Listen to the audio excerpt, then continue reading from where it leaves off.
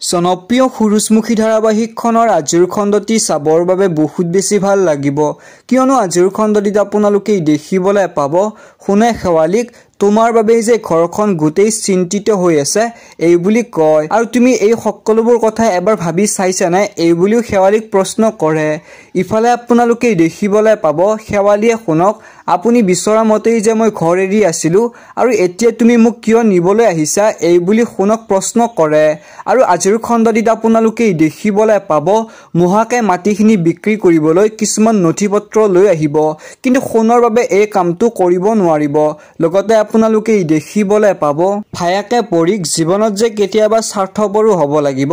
কাৰণ কিছুমান মানুহে বেলেগৰ দুখ বুজি নাপায় সিহঁতৰ আগত সদায় স্বাৰ্থপৰে হৈ থাকিব লাগিব এই বুলি পৰীক বুজায় এতিয়া বাৰু বিজয় পৰীৰ লগত আসলতে কি কৰিব বিজয় আৰু পৰীৰ বিয়াখন হ'বনে জানিবলৈ পাব আপোনালোকে আহিবলগীয়া খণ্ডবিলাকত গতিকে সূৰুযমুখী ধাৰাবাহিকখনৰ আজিৰ খণ্ডটি চাবৰ বাবে বহুত বেছি ভাল লাগিব আপোনালোকেও যদি সূৰুযমুখী ধাৰাবাহিকখন চাই ভাল পায় তেনেহলে প্লিজ ভিডিঅ'টিত লাইক কৰাৰ লগতে মোৰ এই চেনেলটো সাবস্ক্ৰাইব কৰি ল'ব আৰু কাষত থকা বেল আইকনটো প্ৰেছ কৰিবলৈ একদমেই নাপাহৰিব কিয়নো এইটো প্ৰেছ কৰাৰ লগে লগে মই ভিডিঅ'বোৰ আপলোড কৰাত আপোনালোকে আগতীয়াকৈ পাব ধন্যবাদ